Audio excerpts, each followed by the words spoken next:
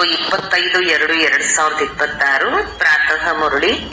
ಮಧುರ ಮಕ್ಕಳೇ, ನೀವು ಬ್ರಾಹ್ಮಣರೇ ದೇವತೆಗಳಾಗುತ್ತೀರಿ. ನೀವೇ ಭಾರತವನ್ನು ಸ್ವರ್ಗವನ್ನಾಗಿ ಮಾಡುತ್ತೀರಿ. ಆದ್ದರಿಂದ ನಿಮಗೆ ಬ್ರಾಹ್ಮಣ ಧರ್ಮದ ನಶೆ ಇರಬೇಕು. ಪ್ರಶ್ನೆ: ಸತ್ಯ ಬ್ರಾಹ್ಮಣರ ಮುಖ್ಯ ಲಕ್ಷಣಗಳು ಏನಾಗಿರುವುದು?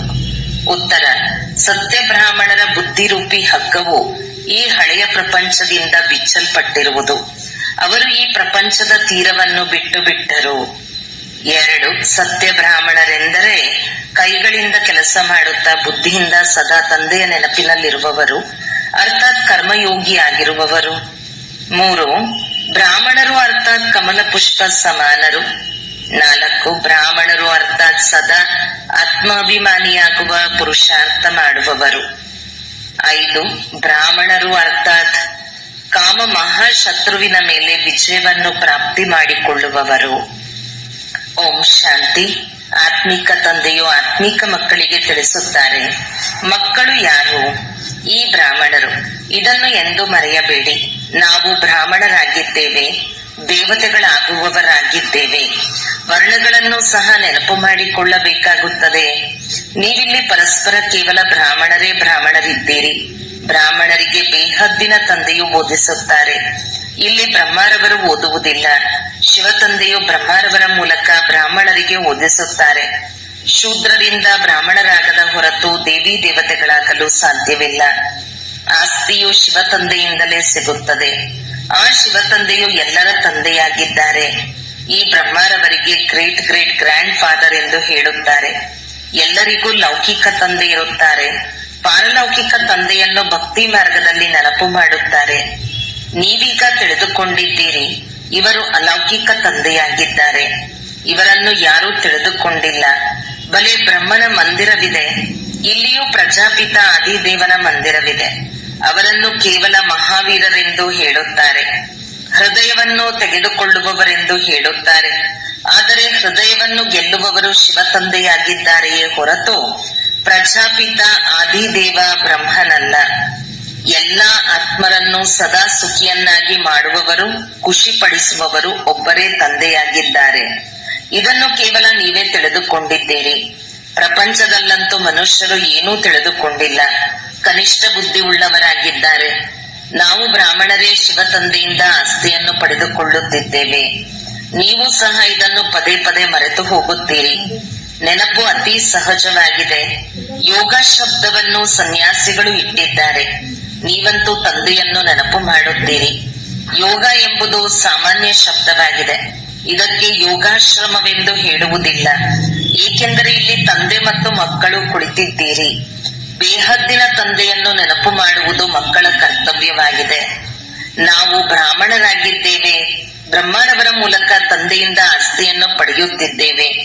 ಆದ್ದರಿಂದ ಶಿವ ತಂದೆಯು ತಿಳಿಸುತ್ತಾರೆ, ಎಷ್ಟು ಸಾಧ್ಯವೋ ನೆನಪು ಮಾಡುತ್ತಾ ಇರಿ.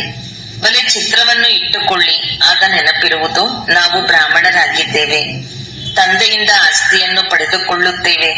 ಬ್ರಾಹ್ಮಣರು ಎಂದಾದರೂ ತಮ್ಮ ಜಾತಿಯನ್ನು ಮರೆಯುತ್ತಾರೆಯೇ?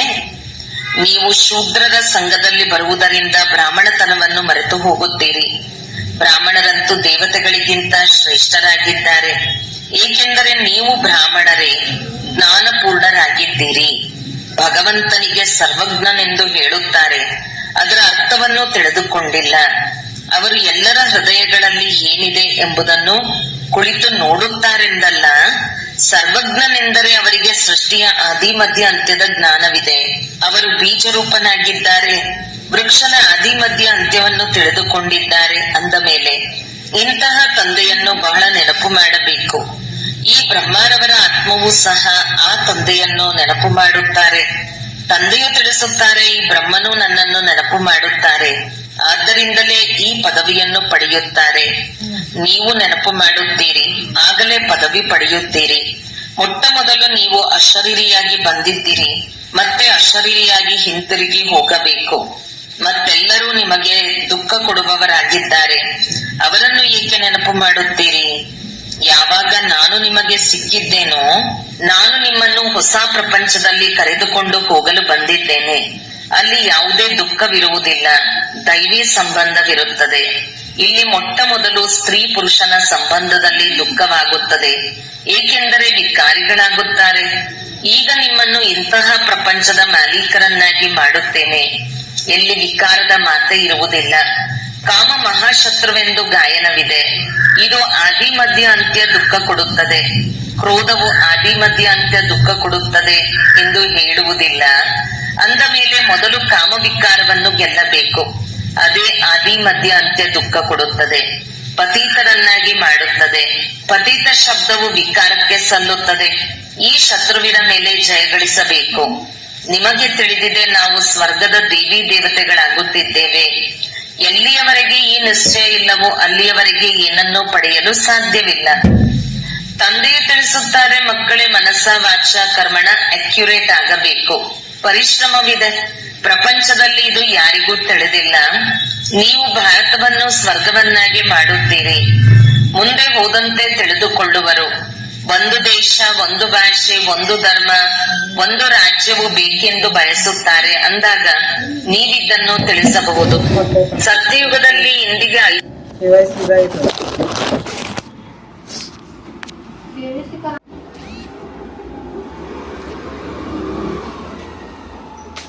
ವರ್ಷಗಳ ಮೊದಲು ಒಂದು ರಾಜ್ಯ, ಒಂದು ಧರ್ಮವಿತ್ತು. ಅದಕ್ಕೆ ಸ್ವರ್ಗವೆಂದು ಹೇಳಲಾಗುತ್ತದೆ. ರಾಮರಾಜ್ಯ ಮತ್ತು ರಾವಣ ರಾಜ್ಯವನ್ನು ಯಾರೂ ತಿಳಿದುಕೊಂಡಿಲ್ಲ. 100% ಕನಿಷ್ಠ ಬುದ್ಧಿಯವರಿಂದ ನೀವೀಗ ಸ್ವಚ್ಛ ಬುದ್ಧಿಯವರಾಗುತ್ತೀರಿ. ನಂಬರ್ ವಾರ್ ಪುರುಷಾರ್ಥದ ಅನುಸಾರ ತಂದೆಯು ಕುಳಿತು ಓದಿಸುತ್ತಾರೆ. ಕೇವಲ ನೀವು ತಂದೆಯ ಮತದಂತೆ ನಡೆಯಿರಿ. ತಂದೆಯು ತಿಳಿಸುತ್ತಾರೆ, ಹಳೆಯ ಪ್ರಪಂಚದಲ್ಲಿರುತ್ತಾ ಕಮಲ ಪುಷ್ಪ ಸಮಾನ ಪವಿತ್ರವಾಗಿರಿ. ನನ್ನನ್ನು ನೆನಪು ಮಾಡುತ್ತಾ ಇರಿ. ತಂದೆಯು ಆತ್ಮಗಳಿಗೆ ತಿಳಿಸುತ್ತಾರೆ, ನಾನು ಈ ಕರ್ಮೇಂದ್ರಿಯಗಳ ಮೂಲಕ ಆತ್ಮರಿಗೆ ಓದಿಸಲು ಬಂದಿದ್ದೇನೆ. ನೀವಾತ್ಮರು ಸಹ ಕರ್ಮೇಂದ್ರಿಯಗಳ ಮೂಲಕ ಕೇಳಿಸಿಕೊಳ್ಳುತ್ತೀರಿ. ನೀವು ಮಕ್ಕಳು ಆತ್ಮಾಭಿಮಾನಿಯಾಗಬೇಕು. ಇದಂತೂ ಹಳೆಯ ಚೀಚಿ ಶರೀರವಾಗಿದೆ. ನೀವು ಬ್ರಾಹ್ಮಣರು ಪೂಜೆಗೆ ಯೋಗ್ಯರಲ್ಲ, ನೀವು ಗಾಯನಕ್ಕೆ ಯೋಗ್ಯರಾಗಿದ್ದೀರಿ. ದೇವತೆಗಳು ಪೂಜೆಗೆ ಯೋಗ್ಯರಾಗಿದ್ದಾರೆ. ನೀವು ಶ್ರೀಮತದಂತೆ ವಿಶ್ವವನ್ನು ಪವಿತ್ರ ಸ್ವರ್ಗವನ್ನಾಗಿ ಮಾಡುತ್ತೀರಿ. ಆದ್ದರಿಂದ ನಿಮ್ಮದು ಗಾಯನವಿದೆ, ನಿಮಗೆ ಪೂಜೆಯಾಗುವುದಿಲ್ಲ. ಗಾಯನವು ಕೇವಲ ನೀವು ಬ್ರಾಹ್ಮಣರದಾಗಿದೆ, ದೇವತೆಗಳದಲ್ಲ. ತಂದೆಯು ನಿಮ್ಮನ್ನು ಶೂದ್ರರಿಂದ ಬ್ರಾಹ್ಮಣರನ್ನಾಗಿ ಮಾಡುತ್ತಾರೆ. ಜಗದಂಬ ಮತ್ತು ಬ್ರಹ್ಮ ಮೊದಲಾದವರು ಮಂದಿರಗಳನ್ನು ಕಟ್ಟಿಸುತ್ತಾರೆ. ಆದರೆ ಇವರು ಯಾರೆಂಬುದು ತಿಳಿದಿಲ್ಲ. ಜಗತ್ಪಿತನು ಬ್ರಹ್ಮನಾದರಲ್ಲವೇ, ಅವರಿಗೆ ದೇವತೆ ಎಂದು ಹೇಳುವುದಿಲ್ಲ. ದೇವತೆಗಳ ಆತ್ಮ ಮತ್ತು ಶರೀರ ಎರಡೂ ಪವಿತ್ರವಾಗಿದೆ. ಈಗ ನಿಮ್ಮ ಆತ್ಮವು ಪವಿತ್ರವಾಗಿ ಬಿಡುತ್ತದೆ, ಪವಿತ್ರ ಶರೀರವಿಲ್ಲ. ನೀವೀಗ ಈಶ್ವರನ ಮತದಂತೆ ಭಾರತವನ್ನು ಸ್ವರ್ಗವನ್ನಾಗಿ ಮಾಡುತ್ತಿದ್ದೀರಿ. ನೀವು ಸ್ವರ್ಗಕ್ಕೆ ಯೋಗ್ಯರಾಗುತ್ತಿದ್ದೀರಿ. ಖಂಡಿತವಾಗಿ ಸತೋಪ್ರಧಾನರಾಗಬೇಕು. ಕೇವಲ ನೀವು ಬ್ರಾಹ್ಮಣರಿಗೆ ತಂದೆಯು ಓದಿಸುತ್ತಾರೆ. ಬ್ರಾಹ್ಮಣರ ವೃಕ್ಷವು ವೃದ್ಧಿಯಾಗುತ್ತಾ ಇರುವುದು. ಬ್ರಾಹ್ಮಣರು ಯಾರು ಪಕ್ಕ ಆಗಿ ಬಿಡುವರು, ಅವರೇ ಹೋಗಿ ಮತ್ತೆ ದೇವತೆಗಳಾಗುವರು. ಇದು ಹೊಸ ವೃಕ್ಷವಾಗಿದೆ. ಮಾಯೆಯ ಬಿರುಗಾಳಿಗಳು ಬರುತ್ತವೆ. ಸತ್ಯಯುಗದಲ್ಲಿ ಯಾವುದೇ ಬಿರುಗಾಳಿ ಬರುವುದಿಲ್ಲ. ಇಲ್ಲಿ ಮಾಯೆಯು ತಂದೆಯ ನೆನಪಿನಲ್ಲಿರಲು ಬಿಡುವುದಿಲ್ಲ. ನಾವು ತಂದೆಯ ನೆನಪಿನಲ್ಲಿರಬೇಕು. ತಮೋಪ್ರಧಾನರಿಂದ ಸತೋಪ್ರಧಾನರಾಗಬೇಕೆಂದು ಬಯಸುತ್ತೀರಿ. ಎಲ್ಲವೂ ನೆನಪಿನ ಆಧಾರದ ಮೇಲಿದೆ. ಭಾರತದ ಪ್ರಾಚೀನ ಯೋಗವು ಪ್ರಸಿದ್ಧವಾಗಿದೆ. ಪ್ರಾಚೀನ ಯೋಗವನ್ನು ಯಾರಾದರೂ ಬಂದು ಕಲಿಸಲಿ ಎಂದು ವಿದೇಶದವರು ಬಯಸುತ್ತಾರೆ. ಈಗ ಯೋಗವು 2 ಪ್ರಕಾರದ್ದಾಗಿದೆ. ಒಬ್ಬರು ಹಠಯೋಗಿಗಳು, ಇನ್ನೊಬ್ಬರು ರಾಜಯೋಗಿಗಳು. ನೀವು ರಾಜಯೋಗಿಗಳಾಗಿದ್ದೀರಿ. ಇದು ಭಾರತದ ಪ್ರಾಚೀನ ರಾಜಯೋಗವಾಗಿದೆ. ಅದನ್ನು ತಂದೆಯ ಕಲಿಸುತ್ತಾರೆ. ಕೇವಲ ಗೀತೆಯಲ್ಲಿ ನನ್ನ ಬದಲು ಕೃಷ್ಣನ ಹೆಸರನ್ನು ಹಾಕಿದ್ದಾರೆ. ಎಷ್ಟೊಂದು ಅಂತರವಾಗಿ ಬಿಟ್ಟಿದೆ. ಶಿವ ಜಯಂತಿಯಾದ ಮೇಲೆ ನಿಮ್ಮ ವೈಕುಂಠದ ಜಯಂತಿಯೂ ಆಗುತ್ತದೆ. ಅದರಲ್ಲಿ ಶ್ರೀಕೃಷ್ಣನ ರಾಜ್ಯವಿರುವುದು. ನಿಮಗೆ ತಿಳಿದಿದೆ, ಶಿವ ಜಯಂತಿ ಆದರೆ ಗೀತಾ ಜಯಂತಿಯೂ ಆಗುವುದು, ವೈಕುಂಠದ ಜಯಂತಿಯೂ ಆಗುವುದು. ಅದರಲ್ಲಿ ನೀವು ಪವಿತ್ರರಾಗಿ ಬಿಡುತ್ತೀರಿ. ಕಲ್ಪದ ಮೊದಲಿನ ರೀತಿ ಸ್ಥಾಪನೆ ಮಾಡುತ್ತೀರಿ. ಈಗ ತಂದೆಯು ತಿಳಿಸುತ್ತಾರೆ, ನನ್ನನ್ನು ನೆನಪು ಮಾಡಿ. ನೆನಪು ಮಾಡದಿದ್ದರೆ ಮಾಯೆಯು ಯಾವುದಾದರೊಂದು ವಿಕರ್ಮ ಮಾಡಿಸಿ ಬಿಡುತ್ತದೆ. ನೆನಪು ಮಾಡದಿದ್ದರೆ ಪೆಟ್ಟು ಬೀಳುತ್ತದೆ. ನೆನಪಿನಲ್ಲಿದ್ದರೆ ಪೆಟ್ಟು ಬೀಳುವುದಿಲ್ಲ. ಇದು ಮಲ್ಲ ಯುದ್ಧವಾಗಿದೆ. ನಿಮಗೆ ತಿಳಿದಿದೆ, ನಮ್ಮ ಶತ್ರು ಯಾವುದೇ ಮನುಷ್ಯನಲ್ಲ, ರಾವಣ ಶತ್ರುವಾಗಿದ್ದಾನೆ. ತಂದೆಯು ತಿಳಿಸುತ್ತಾರೆ, ಈ ಸಮಯದ ವಿವಾಹವು ನಷ್ಟವಾಗಿದೆ. ಒಬ್ಬರು ಇನ್ನೊಬ್ಬರನ್ನು ಪತಿತರನ್ನಾಗಿ ಮಾಡುತ್ತಾರೆ. ಈಗ ಪಾರಲೌಕಿಕ ತಂದೆಯು ಆದೇಶ ನೀಡಿದ್ದಾರೆ, ಮಕ್ಕಳೇ, ಕಾಮ ಮಹಾಶತ್ರುವಾಗಿದೆ. ಇದರ ಮೇಲೆ ಜಯಗಳಿಸಿ ಮತ್ತು ಪವಿತ್ರತೆಯ ಪ್ರತಿಜ್ಞೆ ಮಾಡಿ. ಯಾರು ಪತೀತರಾಗಬೇಡಿ. ಜನ್ಮ ಜನ್ಮಾಂತರ ಈ ವಿಕಾರದಿಂದಲೇ ನೀವು ಪತೀತರಾಗಿದ್ದೀರಿ. ಆದ್ದರಿಂದ ಕಾಮ ಮಹಾಶತ್ರುವೆಂದು ಹೇಳಲಾಗುತ್ತಿದೆ. ಪತೀತ ಪಾವನನೇ ಬನ್ನಿ ಎಂದು ಸಾಧು ಸಂತರೆಲ್ಲರೂ ಹೇಳುತ್ತಾರೆ. ಸತ್ಯಯುಗದಲ್ಲಿ ಯಾರು ಪತೀತರು ಇರುವುದಿಲ್ಲ. ತಂದೆಯು ಬಂದು ಜ್ಞಾನದಿಂದ ಸರ್ವರ ಸದ್ಗತಿ ಮಾಡುತ್ತಾರೆ. ಈಗ ಎಲ್ಲರೂ ದುರ್ಗತಿಯಲ್ಲಿದ್ದಾರೆ. ಜ್ಞಾನ ಕೊಡುವವರು ಯಾರೂ ಇಲ್ಲ. ಜ್ಞಾನ ಕೊಡುವವರು ಒಬ್ಬರೇ ಜ್ಞಾನ ಸಾಗರನಾಗಿದ್ದಾರೆ. ಜ್ಞಾನದಿಂದ ಹಗಲು ಆಗುತ್ತದೆ. ಹಗಲು ರಾಮನದಾಗಿದೆ, ರಾತ್ರಿಯು ರಾವಣನದಾಗಿದೆ. ಈ ಶಬ್ದಗಳ ಯಥಾರ್ಥ ಅರ್ಥವನ್ನು ನೀವು ಮಕ್ಕಳು ತಿಳಿದುಕೊಂಡಿದ್ದೀರಿ. ಕೇವಲ ಪುರುಷಾರ್ಥದಲ್ಲಿ ಬಲಹೀನತೆ ಇದೆ. ತಂದೆಯಂತೂ ಬಹಳ ಚೆನ್ನಾಗಿ ತಿಳಿಸುತ್ತಾರೆ. ನೀವೇ 84 ಜನ್ಮಗಳನ್ನು ಪೂರ್ಣ ಮಾಡಿದ್ದೀರಿ. ಈಗ ಪವಿತ್ರರಾಗಿ ಹಿಂತಿರುಗಿ ಹೋಗಬೇಕು. ನಿಮಗಂತೂ ಶುದ್ಧ ಅಹಂಕಾರವಿರಬೇಕು. ನಾವಾತ್ಮರು ತಂದೆಯ ಮತದಂತೆ ಈ ಭಾರತವನ್ನು ಸ್ವರ್ಗವನ್ನಾಗಿ ಮಾಡುತ್ತಿದ್ದೇವೆ. ಯಾವ ಸ್ವರ್ಗದಲ್ಲಿ ಮತ್ತೆ ರಾಜ್ಯಭಾರ ಮಾಡುತ್ತೇವೆ. ಎಷ್ಟು ಪರಿಶ್ರಮ ಪಡುವಿರೋ ಅಷ್ಟು ಪದವಿಯನ್ನು ಪಡೆಯುತ್ತೀರಿ. ರಾಜ ರಾಣಿಯಾದರೂ ಆಗಿ, ಪ್ರಜೆಯಾದರೂ ಆಗಿ. ರಾಜ ರಾಣಿ ಹೇಗಾಗುತ್ತಾರೆ ಎಂಬುದನ್ನು ನೋಡುತ್ತಿದ್ದೀರಿ. ಫಾಲೋ ಫಾದರ್ ಎಂಬ ಗಾಯನವಿದೆ. ಅದು ಈಗಿನ ಮಾತಾಗಿದೆ. ಲೌಕಿಕ ಸಂಬಂಧಕ್ಕಾಗಿ ಈ ರೀತಿ ಹೇಳಲಾಗುವುದಿಲ್ಲ. ಈ ತಂದೆಯು ಮತ ಕೊಡುತ್ತಾರೆ, ನನ್ನೊಬ್ಬನನ್ನೇ ನೆನಪು ಮಾಡಿದರೆ ನಿಮ್ಮ ವಿಕರ್ಮಗಳು ವಿನಾಶ ಆಗುವುವು. ನೀವು ತಿಳಿದುಕೊಂಡಿದ್ದೀರಿ, ನಾವೀಗ ಶ್ರೀಮತದಂತೆ ನಡೆಯುತ್ತೇವೆ, ಅನೇಕರ ಸೇವೆ ಮಾಡುತ್ತೇವೆ. ಮಕ್ಕಳು ತಂದೆಯ ಬಳಿ ಬಂದಾಗ ಶಿವ ತಂದೆಯು ಜ್ಞಾನದಿಂದ ಖುಷಿಪಡಿಸುತ್ತಾರೆ. ಅದನ್ನು ಇವರು ಬ್ರಹ್ಮ ಕಲಿಯುತ್ತಾರಲ್ಲವೇ. ಶಿವ ತಂದೆಯು ತಿಳಿಸುತ್ತಾರೆ, ನಾನು ಮುಂಜಾನೆ ಬರುತ್ತೇನೆ. ನಂತರ ಯಾರೇ ಮಿಲನ ಮಾಡಲು ಬಂದರೂ ಸಹ ಇವರು ತಿಳಿಸಿಕೊಡುವುದಿಲ್ಲವೇ. ಬಾಬಾ ತಾವು ಬಂದು ತಿಳಿಸಿ, ನಾನು ತಿಳಿಸುವುದಿಲ್ಲವೆಂದು ಹೇಳುತ್ತಾರೆಯೇ. ಇವು ಬಹಳ ಗುಹ್ಯವಾದ ಮಾತುಗಳಾಗಿವೆ. ನಾನಂತೂ ಬ್ರಹ್ಮರವರಂತೂ ಎಲ್ಲರಿಗಿಂತ ಚೆನ್ನಾಗಿ ತಿಳಿಸಿಕೊಡುತ್ತೇನೆ ಎಂದ ಮೇಲೆ ಶಿವ ತಂದೆಯೇ ತಿಳಿಸುತ್ತಾರೆ, ಇವರು ತಿಳಿಸುವುದಿಲ್ಲವೆಂದು ನೀವು ಏಕೆ ತಿಳಿದುಕೊಳ್ಳುತ್ತೀರಿ. ಇದು ಸಹ ನಿಮಗೆ ತಿಳಿದಿದೆ. ಕಲ್ಪದ ಮೊದಲು ಸಹ ಇವರು ತಿಳಿಸಿದ್ದಾರೆ. ಆದ್ದರಿಂದಲೇ ಈ ಪದವಿಯನ್ನು ಪಡೆದಿದ್ದಾರೆ. ಮಮ್ಮರವರು ಸಹ ತಿಳಿಸುತ್ತಿದ್ದರಲ್ಲವೇ. ಅವರು ಶ್ರೇಷ್ಠ ಪದವಿಯನ್ನು ಪಡೆಯುತ್ತಾರೆ. ಮಮ್ಮ ಬಾಬಾರವರನ್ನು ಸೂಕ್ಷ್ಮೋತನದಲ್ಲಿ ತೋರಿಸುತ್ತಾರೆ. ಅಂದಾಗ ಮಕ್ಕಳು ಫಾಲೋ ಫಾದರ್ ಮಾಡಬೇಕು. ಬಡವರೇ ಸಮರ್ಪಣೆಯಾಗುತ್ತಾರೆ, ಸಾಹುಕಾರರು ಆಗಲು ಸಾಧ್ಯವಿಲ್ಲ.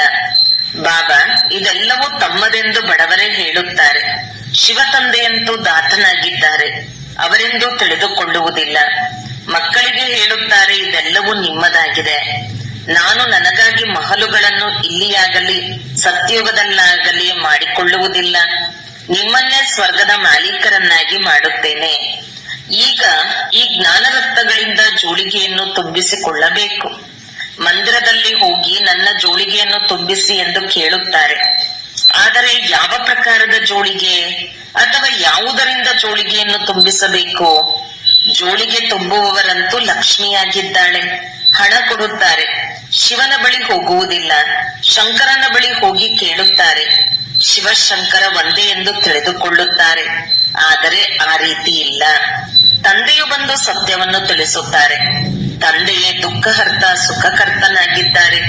ನೀವು ಮಕ್ಕಳು ಗೃಹಸ್ಥ ವ್ಯವಹಾರದಲ್ಲಿಯೂ ಇರಬೇಕಾಗಿದೆ. ಉದ್ಯೋಗವನ್ನು ಮಾಡಬೇಕು. ಪ್ರತಿಯೊಬ್ಬರು ತಮಗಾಗಿ ಸಲಹೆ ಕೇಳುತ್ತಾರೆ. ಬಾಬಾ ನಾವು ಈ ಮಾತಿನಲ್ಲಿ ಸುಳ್ಳು ಹೇಳಬೇಕಾಗುತ್ತದೆ ಎಂದು. ತಂದೆಯು ಪ್ರತಿಯೊಬ್ಬರ ನಾಡಿ ನೋಡಿ ಸಲಹೆ ಕೊಡುತ್ತಾರೆ. ಏಕೆಂದರೆ ತಂದೆಯು ತಿಳಿದುಕೊಳ್ಳುತ್ತಾರೆ, ಒಂದು ವೇಳೆ ನಾನು ಹೇಳಿ ಅದನ್ನು ಮಕ್ಕಳು ಮಾಡಲು ಆಗದಿದ್ದರೆ ಅಂತಹ ಸಲಹೆಯನ್ನಾದರೂ ಏಕೆ ಕೊಡಬೇಕು. ಆದ್ದರಿಂದ ಅವರು ಮಾಡಲು ಸಾಧ್ಯವಾಗುವಂತೆ ನಾಡಿಯನ್ನು ನೋಡಿ ಸಲಹೆ ಕೊಡಲಾಗುತ್ತದೆ. ನಾನು ಹೇಳಿ ಮಕ್ಕಳು ಮಾಡದಿದ್ದರೆ ಉಲ್ಲಂಘನೆ ಮಾಡುವವರ ಸಾಲಿನಲ್ಲಿ ಬಂದು ಬಿಡುವರು. ಪ್ರತಿಯೊಬ್ಬರದು ತಮ್ಮ ತಮ್ಮದೇ ಆದ ಲೆಕ್ಕಾಚಾರವಿದೆ. ಸರ್ಜನ್ ಒಬ್ಬರೇ ಆಗಿದ್ದಾರೆ, ಅವರ ಬಳಿ ಬರಬೇಕು. ಅವರು ಪೂರ್ಣ ಸಲಹೆ ನೀಡುತ್ತಾರೆ. ಎಲ್ಲವನ್ನೂ ಹೇಳಬೇಕು. ಬಾಬಾ, ನಾವು ಈ ಪರಿಸ್ಥಿತಿಯಲ್ಲಿ ನಾವು ಹೇಗೆ ನಡೆಯಬೇಕು, ಈಗ ಏನು ಮಾಡುವುದು? ತಂದೆಯು ಸ್ವರ್ಗದಲ್ಲಂತೂ ಕರೆದುಕೊಂಡು ಹೋಗುತ್ತಾರೆ. ನಿಮಗೆ ತಿಳಿದಿದೆ, ನಾವು ಸ್ವರ್ಗವಾಸಿಗಳಾಗುವವರಿದ್ದೇವೆ. ಈಗ ಸಂಗಮ ಯುಗ ವಾಸಿಗಳಾಗಿದ್ದೇವೆ. ನೀವೀಗ ನರಕದಲ್ಲಿಯೂ ಇಲ್ಲ, ಸ್ವರ್ಗದಲ್ಲಿಯೂ ಇಲ್ಲ. ಯಾರ್ಯಾರು ಬ್ರಾಹ್ಮಣರಾಗುವರೋ ಅವರ ಬುದ್ಧಿಯ ಹಗ್ಗವು ಈ ಚೀಚಿ ಪ್ರಪಂಚದಿಂದ ಬಿಚ್ಚಲ್ಪಟ್ಟಿದೆ. ನೀವು ಕಲಿಯುಗಿ ಪ್ರಪಂಚದ ತೀರವನ್ನು ಬಿಟ್ಟು ಬಿಟ್ಟಿದ್ದೀರಿ. ಕೆಲವು ಬ್ರಾಹ್ಮಣರು ನೆನಪಿನ ಯಾತ್ರೆಯಲ್ಲಿ ತೀಕ್ಷ್ಣವಾಗಿ ಹೋಗುತ್ತಿದ್ದಾರೆ, ಕೆಲವರು ಕಡಿಮೆ. ಕೆಲವರಂತೂ ಕೈಯನ್ನು ಬಿಟ್ಟು ಬಿಡುತ್ತಾರೆ, ಮತ್ತೆ ಕಲಿಯುಗದಲ್ಲಿ ಹೊರಟು ಹೋಗುತ್ತಾರೆ.